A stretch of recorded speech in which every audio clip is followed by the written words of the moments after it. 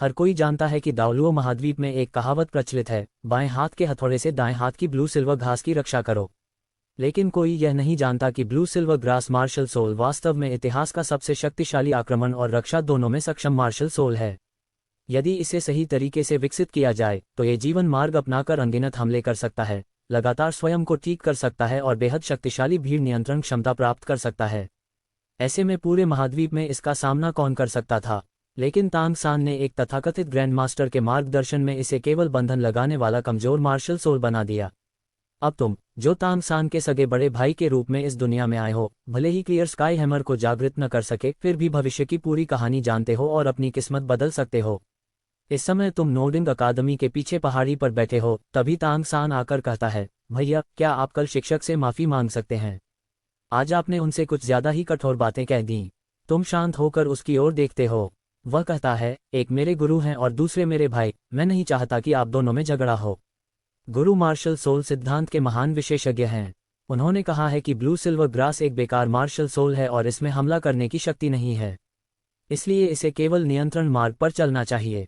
उसकी बातें सुनकर तुम हल्की मुस्कान के साथ कहते हो, छोटे सान, तुम अभी बहुत छोटे हो। तुम चाहते हो कि मैं यू शियाओगांग से माफी मांगूं।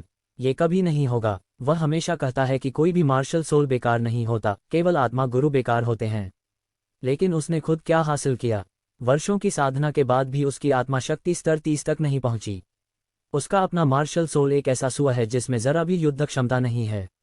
उसने पूरी जिंदगी सिर्फ सिद्धांतों पर शोध किया, लेकिन अपनी शक्ति नहीं बढ़ा सका।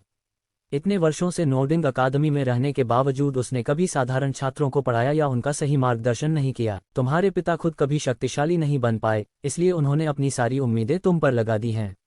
वे कहते हैं कि वे केवल प्रतिभाशाली लोगों को ही अपना शिष्य बनाते हैं। सुनने में यह बात बड़ी अच्छी लगती है, लेकिन असल में वे सामान्य लोगों को हीन समझते हैं। जिन छात्रों से उन्हें तुरंत परिणाम नहीं दिखते, उन्हें सिखाने में उनकी कोई रुचि नहीं होती।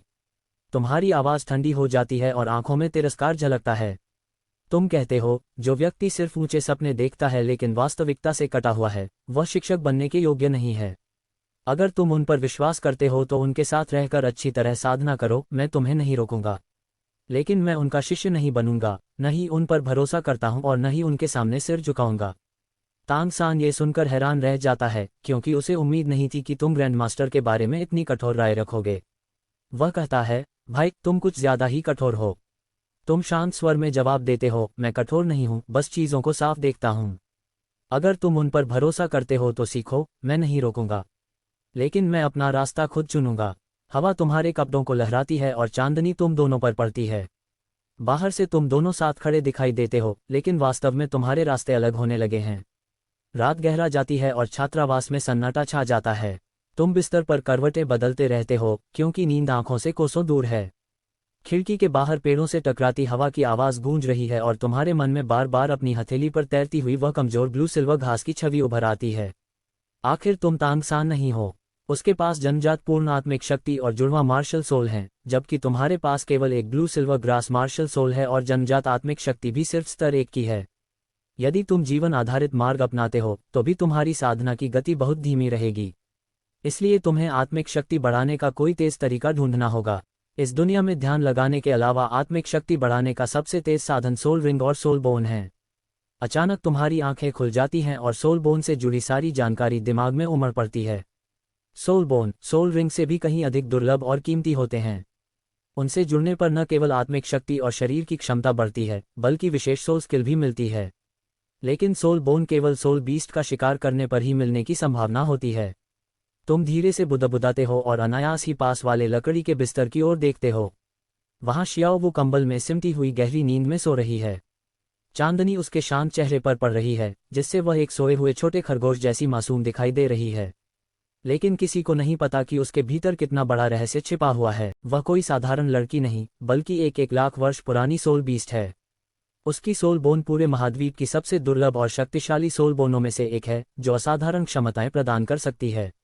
एक पल के लिए तुम्हारी नज़र उस पर ठहर जाती है, लेकिन अगले ही क्षण तुम वास्तविकता में लौट आते हो। तुम्हारी रीढ़ में ठंडी सिहरन दौड़ जाती है। नहीं, मेरी आत्मिक शक्ति अभी केवल लेवल 1 है। मैं उसका मुकाबला नहीं कर सकता। अगर छिपकर हमला सफल भी हो जाए, तब भी तांग हाओ हमेशा गुप्त रूप से तांग सान की रक्षा कर रहा है। यदि उसने तुम्हें पकड़ लिया तो तुम कभी यह नहीं समझा पाओगे कि तुम्हें शियाओ वू की असली पहचान कैसे पता चली। इसलिए फिलहाल शियाओ वू का शिकार करके उसकी सोल बोन हासिल करना असंभव है। तुम करवट लेकर खिड़की के बाहर अकेले चमकते चांद को देखते हो और विचारों में खो जाते हो। तुम्हें होली सोल विलेज के वे दिन याद आते हैं जब टूटी फूटी लकड़ी की झोपड़ी की दरारों से सर्द हवा अंदर घुस आती थी। ठंडी सर्दियों में तुम और तांगसान फटे हुए कंबलों में लिपट कर रात बिताते थे। 3-4 साल की उम्र से ही दोनों भाई चूल्हे पर खाना बनाते, आग जलाते, चावल पकाते, खेतों से सब्जियां खोद कर लाते और जैसे तैसे पेट भरते थे।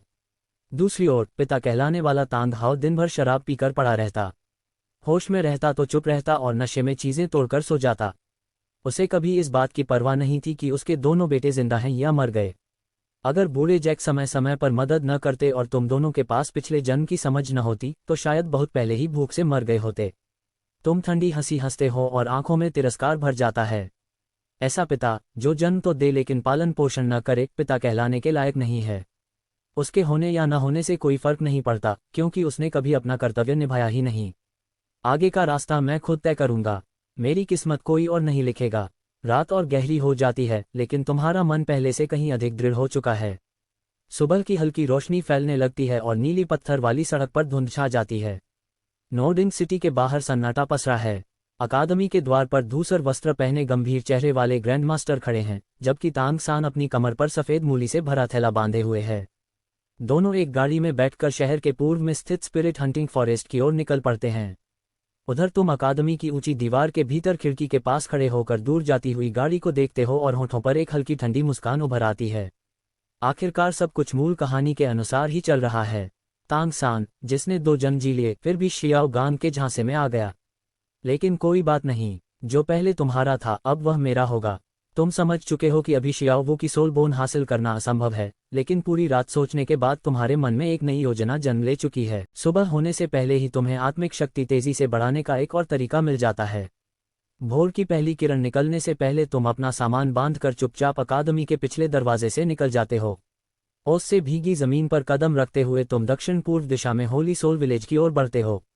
सूरज धीरे धीरे आसमान में ऊंचा चढ़ता है, पक्षियों की मधुर चहचहाहट पूरे रास्ते गूंजती रहती है।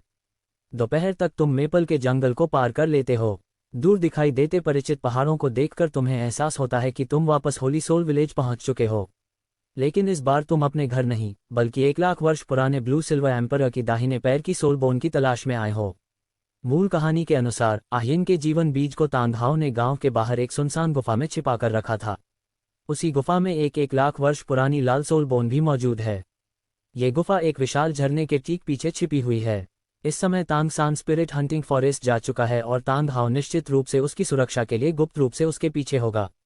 यही तुम्हारे लिए सबसे अच्छा अवसर है। तुम अपनी चाल तेज कर देते हो, बेलों और काई को हटाते हुए पानी की गर्जना की दिशा में खड़ी चढ़ाई चढ़ते जाते हो। जैसे जैसे आगे बढ़ते हो झरने की गूंज और तेज होती जाती है। चट्टानों के पीछे मुड़ते ही कई मीटर ऊंचा झरना दिखाई देता है जो पूरी ताकत से नीचे गिर रहा है। चारों ओर पानी की महीन बूंदों की धुंध फैली हुई है और सूरज की किरणों से उसमें इंद्रधनुषी चमक बन रही है।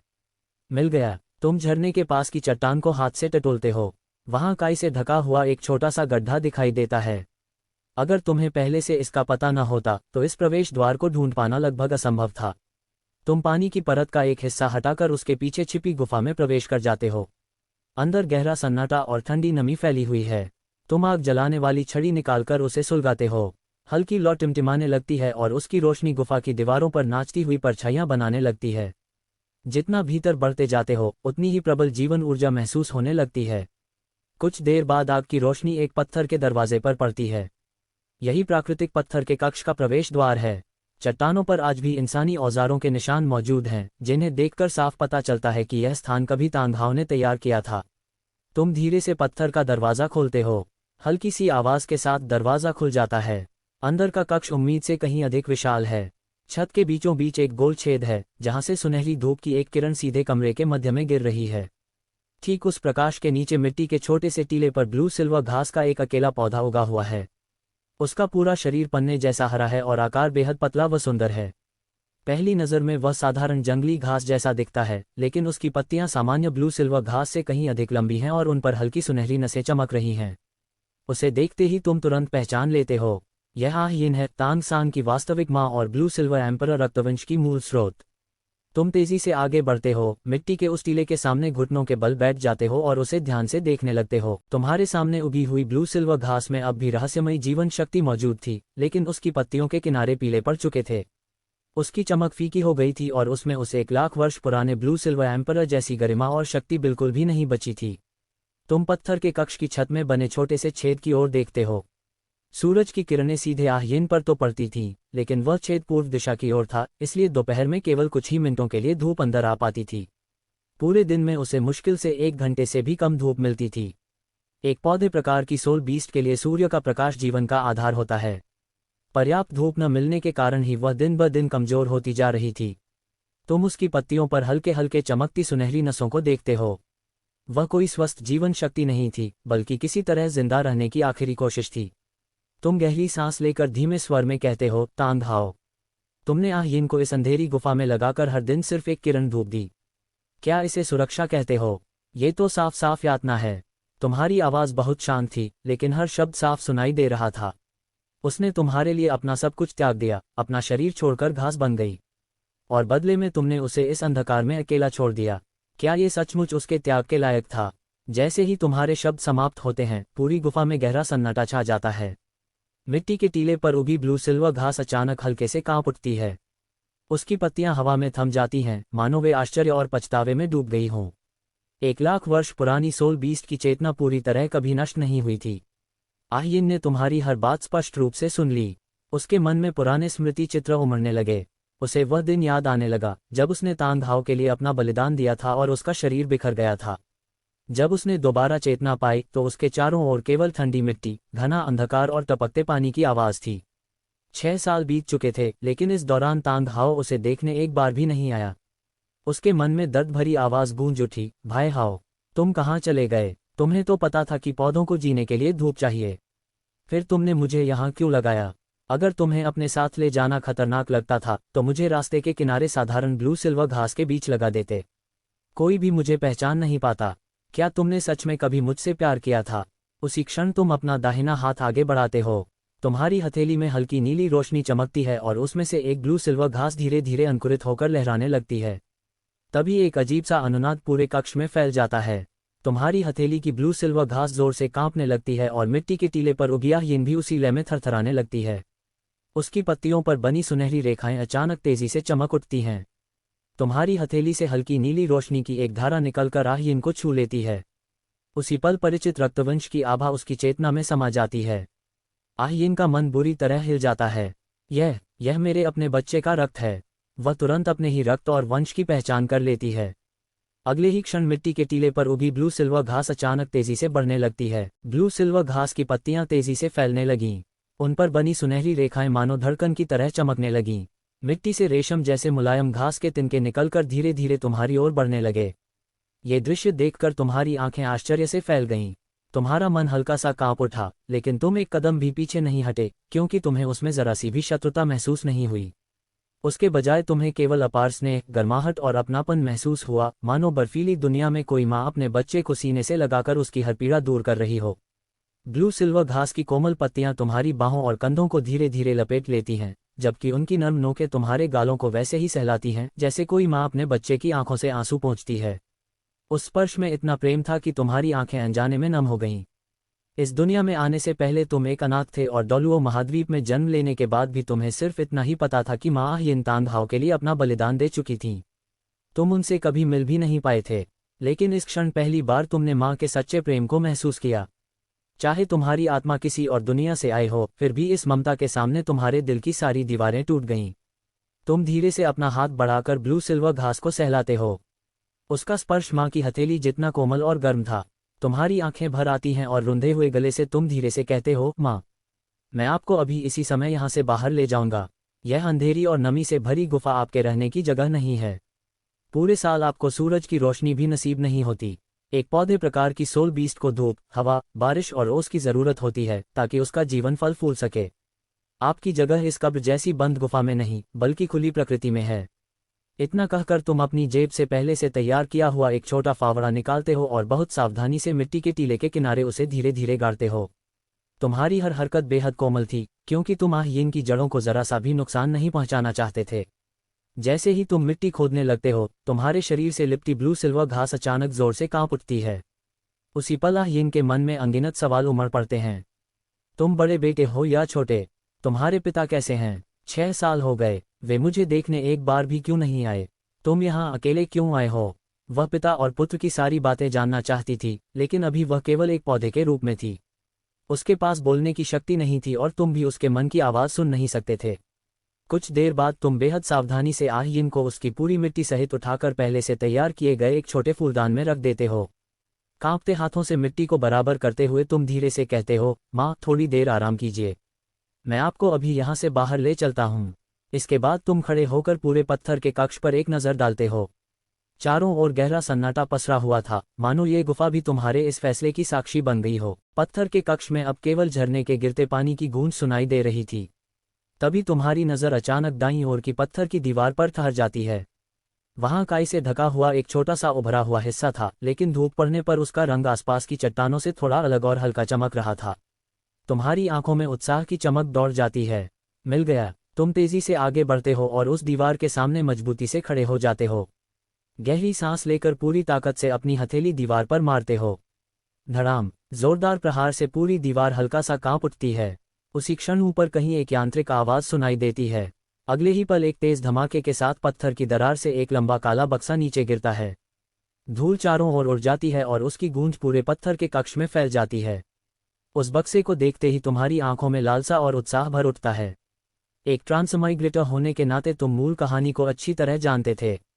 तुम्हें पता था कि इसी बक्से के अंदर यिन के बलिदान के बाद बची हुई 1 लाख वर्ष पुरानी ब्लू सिल्वर एम्परर की दाहिने पैर की सोल बोन छिपी हुई है।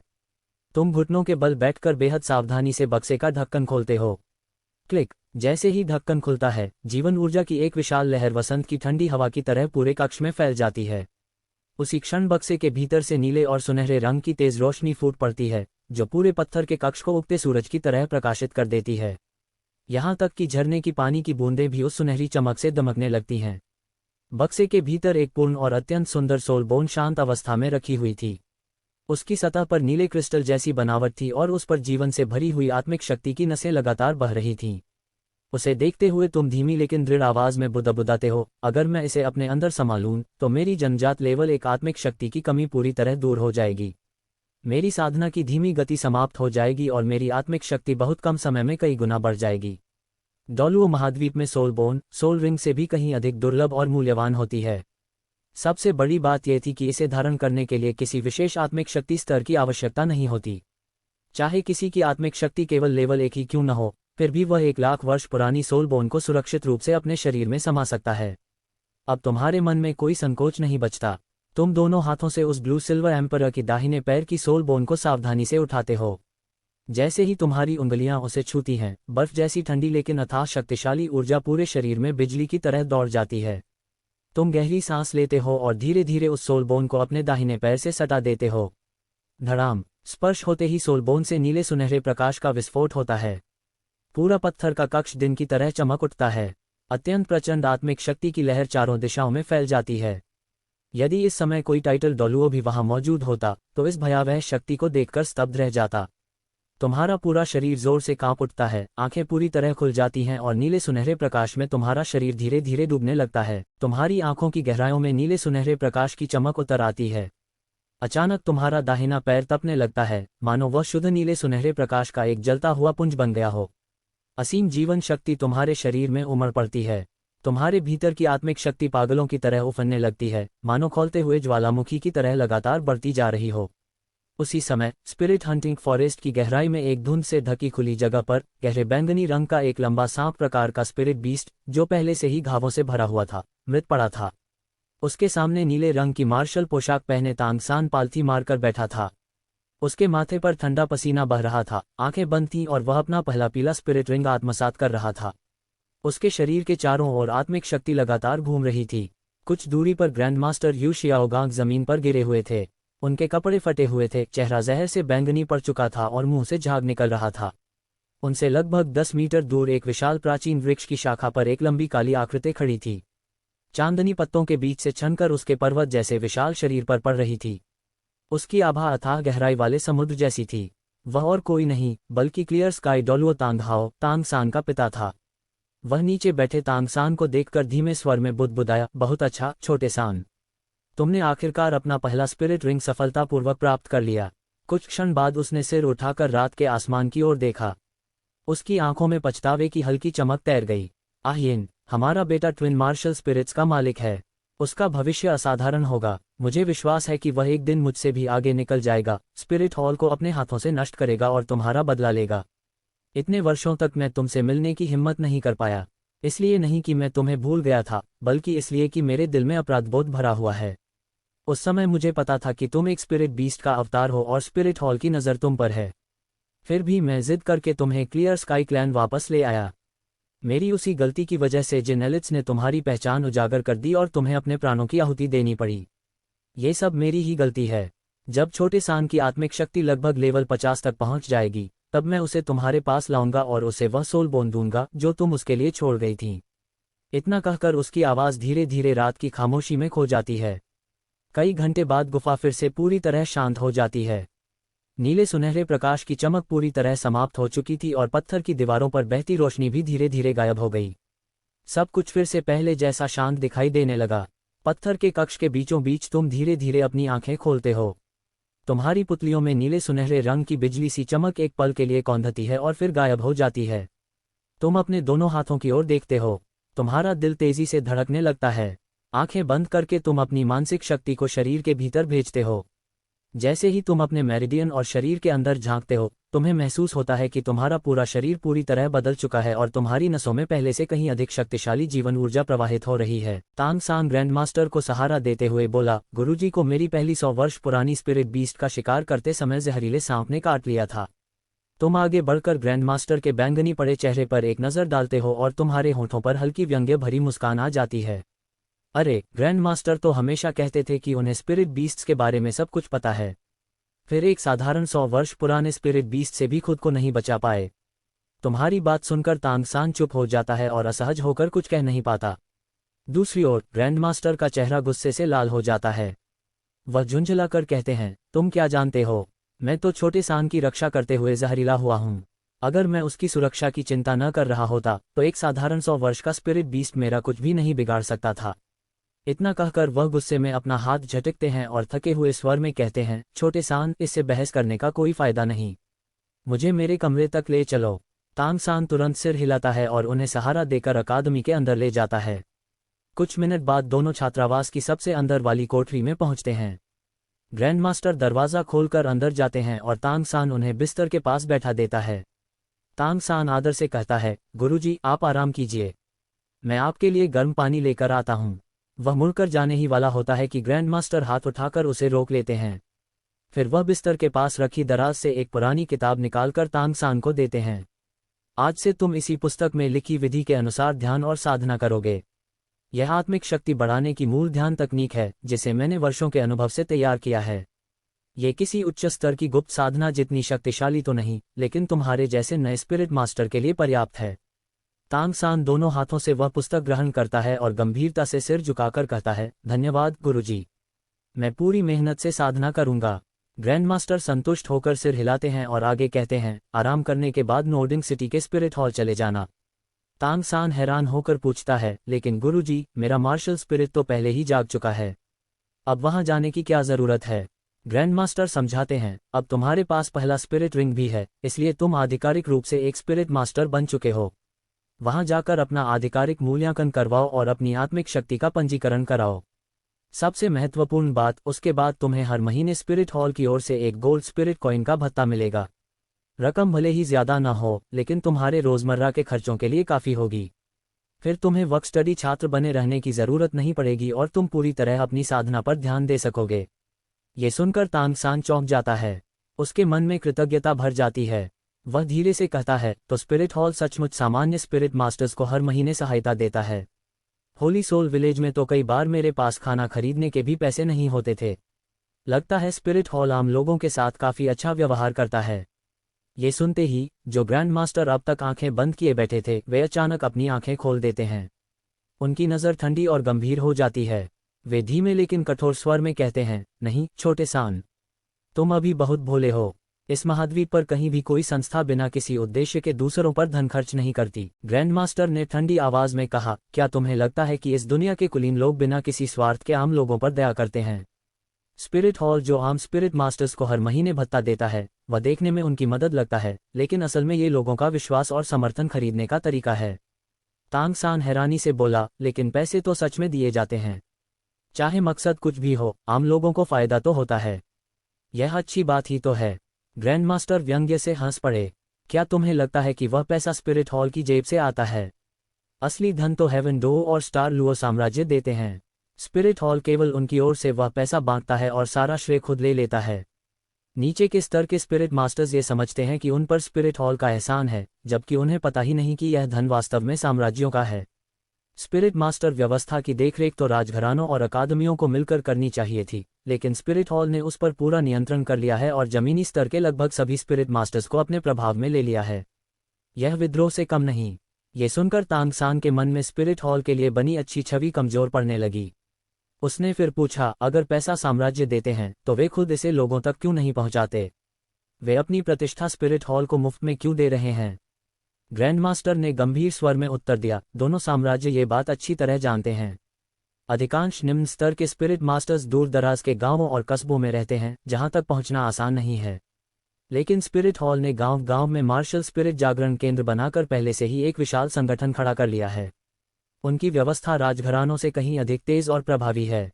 अगर साम्राज्य खुद ये काम करें तो उन्हें बहुत अधिक धन और लोगों की जरूरत पड़ेगी। इसलिए वे केवल धन आवंटित कर देते हैं और वितरण का काम स्पिरिट हॉल पर छोड़ देते हैं। इससे उनका खर्च बचता है और बदले में स्पिरिट हॉल ऊपर से उनके प्रति वफादार बना रहता है। तांग सान ने धीरे से कहा, तो इसका मतलब दोनों साम्राज्य भी स्पिरिट हॉल का उपयोग कर रहे हैं? ग्रैंड मास्टर ने सिर हिलाया। बिल्कुल। तांग सान फिर सोच में पड़ गया। लेकिन अगर पैसा साम्राज्य देते हैं और सारी प्रशंसा स्पिरिट हॉल को मिलती है, तो समय के साथ स्पिरिट मास्टर्स केवल स्पिरिट हॉल को ही अपना सच्चा संरक्षक मानने लगेंगे, है न? ग्रैंड मास्टर हल्की हंसी के साथ बोले, क्या तुम्हें लगता है कि साम्राज्यों ने इसका कोई उपाय नहीं सोचा होगा? थोड़ी सी मदद इंसान को आभारी बनाती है, लेकिन लगातार मिलती रहने वाली मदद उसे उस पर निर्भर बना देती है। और जिस दिन वह मदद बंद हो जाए, वही आभार नाराजगी में बदल जाता है। साम्राज्य स्पिरिट हॉल की महत्वाकांक्षा को अच्छी तरह समझते हैं। इसलिए पिछले कुछ वर्षों से वे गुप्त रूप से इस भत्ते की राशि कम कर रहे हैं, ताकि धीरे धीरे जमीनी स्तर के स्पिरिट मास्टर स्पिरिट हॉल से असंतुष्ट होने लगें और उस पर उनका विश्वास कमजोर पड़ जाए। तांग सान ने तुरंत पूछा, तो क्या स्पिरिट हॉल ने इसका कोई जवाब नहीं दिया? ग्रैंड मास्टर के चेहरे पर गंभीरता और बढ़ गई। स्पिरिट हॉल इस चाल को बहुत पहले ही समझ चुका था। ग्रैंड मास्टर का चेहरा और गंभीर हो गया। उन्होंने धीमी आवाज में कहा, स्पिरिट हॉल की जड़ें बहुत गहरी हैं। अगर साम्राज्य भत्ते की राशि कम भी कर दे, तो स्पिरिट हॉल अपनी जेब से पैसा जोड़कर कमी पूरी कर देता है, सिर्फ लोगों का विश्वास और समर्थन पाने के लिए। इसलिए मैं तुम्हें ये सब बता रहा हूं, ताकि तुम हमेशा याद रखो कि इस दुनिया में बिना किसी स्वार्थ के कोई लाभ नहीं मिलता। आसमान से कभी मुफ्त में वरदान नहीं गिरते। उन्होंने तांग सान की ओर देखते हुए आगे कहा, तुम्हारे पास ट्विन मार्शल स्पिरिट्स हैं और जन्मजातपूर्ण आत्मिक शक्ति भी। भविष्य में कई शक्तियां और संगठन तुम्हें अपनी ओर खींचने की कोशिश करेंगे। उस समय किसी के प्रति कृतज्ञ होने की जरूरत नहीं। वे सब तुम्हारा उपयोग करना चाहेंगे। तुम्हें भी उनसे उतना ही लाभ उठाना चाहिए। तांग सान ने सम्मान से सिर झुकाकर कहा, मैं समझ गया गुरुजी। उसके मन में ग्रैंड मास्टर के लिए सम्मान और बढ़ गया। तभी ग्रैंड मास्टर का स्वर अचानक और गंभीर हो गया। एक बात और, कोशिश करना कि अपने बड़े भाई तांग चुवान से थोड़ा दूरी बनाकर रखो। तांग सान चौंक गया। क्यों? वह मेरे बड़े भाई हैं। बचपन से उन्होंने ही मेरी देखभाल की है। ग्रैंड मास्टर ने शांत लेकिन दृढ़ स्वर में कहा, तुम 100 वर्षों में एक बार मिलने वाले प्रतिभाशाली व्यक्ति हो। भविष्य में तुम्हारा टाइटल डोलुओ बनना लगभग निश्चित है। लेकिन तांग चुवान के पास केवल साधारण blue silver grass martial spirit है और उसकी जन्मजात आत्मिक शक्ति भी केवल रैंक 1 है। उसकी प्रतिभा बहुत सामान्य है, इसलिए उसकी साधना की गति बेहद धीमी होगी। जब तुम एक महान स्पिरिट मास्टर बन चुके होगे, तब तक शायद वह अपना पहला स्पिरिट रिंग भी हासिल न कर पाए। ऐसे में तुम्हारे और उसके बीच का अंतर लगातार बढ़ता जाएगा। जब कोई व्यक्ति अपने आसपास के लोगों को आगे बढ़ते हुए देखता है और खुद वहीं का वहीं रह जाता है, तो उसके मन में असंतुलन और हीन भावना पैदा होना स्वाभाविक है। इसलिए उसके भले के लिए भी बेहतर होगा कि तुम उससे थोड़ा कम मिलो, ताकि उस पर अनावश्यक दबाव न पड़े। तांग सान कुछ देर तक चुप रहा। उसे अपने पिछले जन्म के तांग संप्रदाय की याद आ गई, जहां बाहरी शिष्यों को अपने साथियों को आंतरिक संप्रदाय में जाते और धीरे धीरे दूर होते हुए देखना पड़ता था। उसने ये दृश्य कई बार देखा था। अब उसकी अपनी प्रतिभा असाधारण थी, जबकि तांग चुवान की योग्यता साधारण थी। समय के साथ दोनों के बीच की दूरी और बढ़ेगी। उसने अंत में चुपचाप सिर हिलाकर गुरुजी की बात स्वीकार कर ली।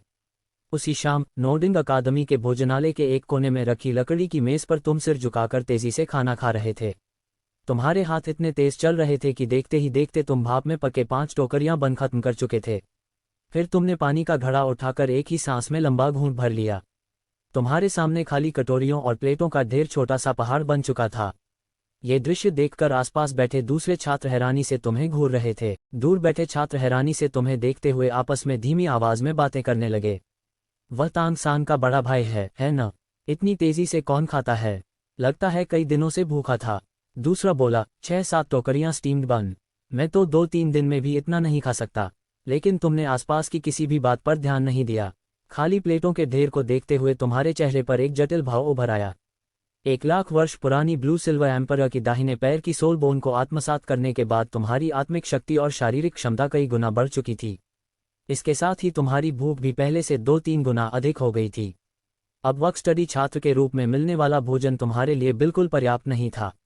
अगर तुम्हें आगे की जिंदगी की चिंता से मुक्त होना था तो तुम्हें स्पिरिट हॉल से मिलने वाला गोल्ड स्पिरिट कॉइन का मासिक भत्ता लेना ही होगा। लेकिन उसके लिए सबसे पहले तुम्हें अपना पहला स्पिरिट रिंग प्राप्त करके आधिकारिक स्पिरिट मास्टर बनना पड़ेगा। समस्या ये थी कि अकादमी में दाखिला लिए अभी केवल आधा महीना ही हुआ था। एक साधारण blue silver grass martial spirit और जन्मजात रैंक एक आत्मिक शक्ति वाला वर्क स्टडी छात्र अचानक लेवल 10 तक पहुंच गया, इस बात पर कोई भी विश्वास नहीं करेगा। तुम्हारी आत्मिक शक्ति इतनी तेजी से बढ़ी थी कि यदि तुम इसे अभी प्रकट कर देते तो लोगों को आसानी से शक हो जाता कि तुमने कोई दुर्लभ सोल बोन प्राप्त की है। और इस दुनिया में एक कहावत थी, जिसके पास अनमोल खजाना होता है वही सबसे पहले मुसीबत को बुलाता है। ये सोचकर तुम्हारी आंखों में ठंडी चमक उभर आई। तुमने मन ही मन फैसला कर लिया कि अकादमी की आधिकारिक प्रक्रिया का सहारा नहीं लोगे। तुम्हें चुपचाप खुद ही किसी उपयुक्त पौधे प्रकार के स्पिरिट बीस्ट का शिकार करना होगा और उसका स्पिरिट रिंग हासिल करना होगा। इसके अलावा तुम्हें ऐसी स्पिरिट क्षमता भी चाहिए थी जो तुम्हारी असली शक्ति को छिपा सके और आत्मिक शक्ति की तरंगों को दूसरों से छुपा दे। अगर भविष्य में तुम्हारी शक्ति बहुत तेजी से बढ़ी तो लोगों को निश्चित ही संदेह होगा। आइस एट्रीब्यूट वाली छद्मावरण क्षमता हासिल करने का अवसर फिलहाल तुम्हारे पास नहीं था, लेकिन शायद किसी दूसरे गुण वाले स्पिरिट बीस्ट के पास भी ऐसी ही कोई क्षमता हो जो तुम्हारी आभा और वास्तविक स्तर को छिपा सके। बस वही तुम्हारे लिए पर्याप्त होगा। ये सोचकर तुम उठे और सीधे अकादमी के पुस्तकालय की ओर चल पड़े। रात गहराने के साथ परिसर लगभग सुनसान हो चुका था। पुस्तकालय के एक कोने में पीली रोशनी वाला दीपक जल रहा था।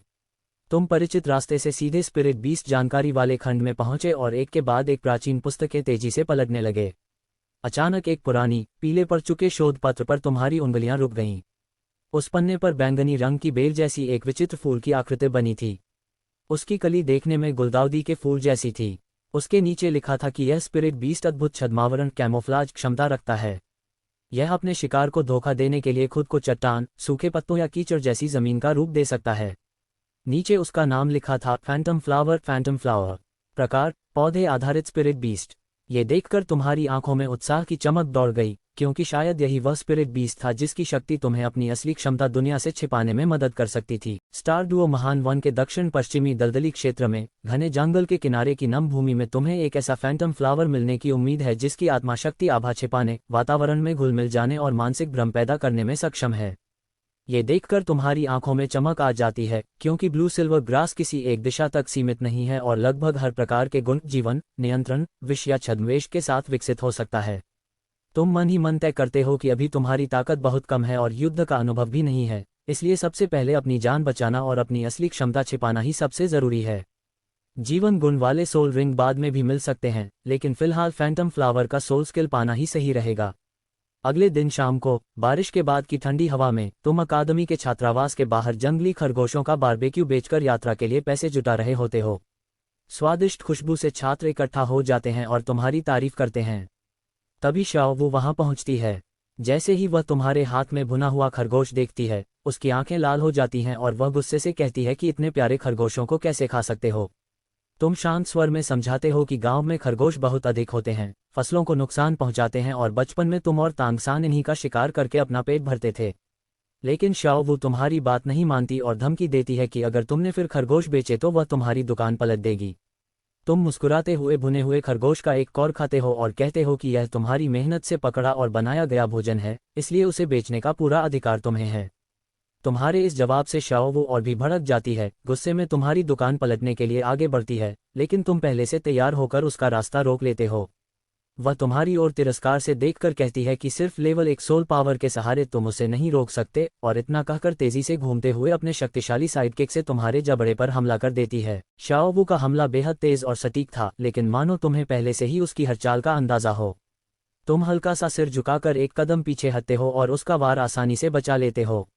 ये देखकर शाओवू हैरान रह जाती है। उसकी नज़र में तांगसान भी इस किक का सामना करते समय सावधानी बरतता, लेकिन केवल लेवल 1 जन्मजात सोल पावर वाला तुम बिना जरा सी मेहनत के उससे बच गए। गुस्से में वह लगातार तेज किक्स और फुर्तीले कदमों से तुम पर हमला करती है।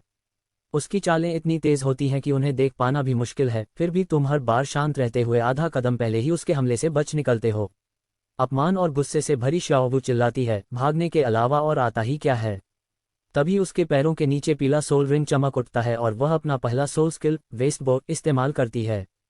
पल भर में वह तोप के गोले की तरह तुम्हारे पीछे पहुंच जाती है और हवा में घूमकर पूरी ताकत से तुम्हारी कमर पर लात मारने की कोशिश करती है। लेकिन जैसे ही उसका पैर उठता है, तुम्हारा हाथ बिजली की गति से आगे बढ़कर उसकी टखने को मजबूती से पकड़ लेता है। एक झटके में उसका पूरा शरीर हवा में ही रुक जाता है। शाओवू की आंखें आश्चर्य से फैल जाती हैं। उसे विश्वास ही नहीं होता कि उसकी सबसे ताकतवर तकनीक को तुमने न सिर्फ पहले से भांप लिया, बल्कि बिना किसी कठिनाई के रोक भी लिया। तुम हल्की मुस्कान के साथ उसकी ओर देखते हुए कहते हो, तुम्हारी गति अच्छी है, लेकिन ताकत अभी भी कम है। उसे यह नहीं पता कि 1 लाख वर्ष पुराने ब्लू सिल्वर एम्परर के दाहिने पैर की हड्डी को आत्मसात करने के बाद तुम्हारी शारीरिक शक्ति, गति, सोल पावर और मानसिक शक्ति कई गुना बढ़ चुकी है। तुम्हारी शक्ति अब अपने हमउम्रों से कहीं अधिक है। उसका टखना पकड़े हुए तुम आसपास नजर दौड़ाते हो। मुख्य शिक्षण भवन काफी दूर है, ये पिछाड़ी का इलाका सुनसान है। ग्रैंड मास्टर और तांगसान भी यहाँ नहीं है, केवल कुछ छात्र तमाशा देख रहे हैं। मन ही मन तुम फैसला करते हो कि आज अगर अपनी थोड़ी सी ताकत भी दिखानी पड़े तो भी शाओवू को सबक सिखाना जरूरी है, वरना वह आगे भी तुम्हें बार बार परेशान करती रहेगी। तुम मन ही मन सोचते हो कि अगर आज शाओवू को सबक नहीं सिखाया तो वह फिर किसी दिन आकर तुम्हारी दुकान पलटने की हिम्मत करेगी। सामने गुस्से से फूली हुई लेकिन तुम्हारी पकड़ में पूरी तरह असहाय शाओवू को देखते हुए तुम्हारी आंखें ठंडी हो जाती हैं। तुम अपना दायां हाथ उठाते हो और हथेली खोलते ही तुम्हारा blue silver grass martial soul शांतिपूर्वक प्रकट हो जाता है। हल्की नीली सुनहरी चमक से दमकती कई बेलें सांप की तरह आगे बढ़ती हैं और पल भर में शाओवू को सिर से पैर तक कसकर लपेट लेती हैं। वह घबराकर चिल्लाती है, सॉन्ग ज़ेड्यू, तुम क्या कर रहे हो? मुझे अभी छोड़ो। उसका चेहरा डर से पीला पड़ जाता है। वह अपना पहला सोल रिंग फिर से सक्रिय कर पूरी ताकत से छूटने की कोशिश करती है, लेकिन जितना वह संघर्ष करती है, ब्लू सिल्वर ग्रास उतना ही कसता जाता है और उसकी त्वचा से पूरी तरह चिपक जाता है। शाओवू अविश्वास से सोचती है कि साधारण ब्लू सिल्वर ग्रास तांगसान की बेलों से भी ज्यादा मजबूत कैसे हो सकती है। उसी समय तुम्हें अपने अनुमान पर पूरा विश्वास हो जाता है कि ब्लू सिल्वर ग्रास की बांधने की क्षमता उसकी जन्मजात शक्ति है। जब सोल पावर पर्याप्त हो तो उसकी मजबूती और कठोरता अपने आप बढ़ जाती है और इसके लिए अलग से किसी सोल रिंग या एंटेंगलमेंट सोल स्किल की आवश्यकता नहीं होती। बिना एक पल गंवाए तुम अपना दायां पैर उठाकर शाओवू के पेट पर जोरदार लात मारते हो। वह कपड़े की गुड़िया की तरह कई मीटर दूर उड़कर जमीन पर जोर से गिरती है और धूल का बादल उठ जाता है। उसी समय नोर्डिंग अकादमी के वर्क स्टडी छात्रों के छात्रावास के पीछे पेड़ों से घिरे रास्ते पर रात का भोजन करके लौट रहे कुछ छात्र आ रहे होते हैं। सबसे आगे केबिन नंबर 7 का वांग शेंग अपने साथियों के साथ चलता हुआ कैंटीन में मिले कम खाने की शिकायत करता और लगातार बड़बड़ाता जा रहा होता है।